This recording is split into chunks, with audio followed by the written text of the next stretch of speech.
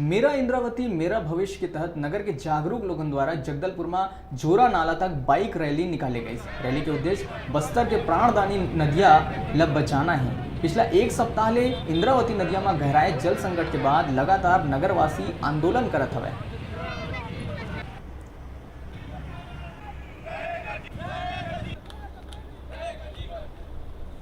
देखिए, बस्तर के प्राणदायिनी इंद्रावती उड़ीसा से होकर के जगदलपुर पहुंचती है और इस बीच में एक जोरा नाला जंक्शन है। इसे अपन एक तरह से जोरा नाला और इंद्रावती नदी का संगम कहते हैं।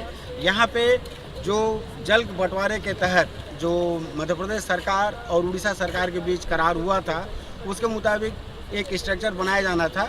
वो स्ट्रक्चर सही ढंग से नहीं बनाया गया है, जिसके चलते आज भी जो पानी अपने बस्तर क्षेत्र में जाना चाहिए था इंद्रावती नदी में, उतना न जा करके उससे अधिक पानी जोरा नाला में बह रहा है।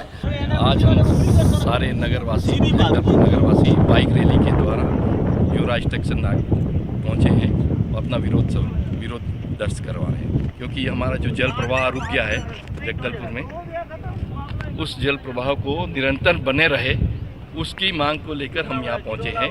हम ये चाहते हैं कि उड़ीसा सरकार है, छत्तीसगढ़ सरकार, दोनों मिलकर जो ये स्ट्रक्चर में जो पानी जो कम आ रहा है उसका निदान करें, स्थायी निदान करें।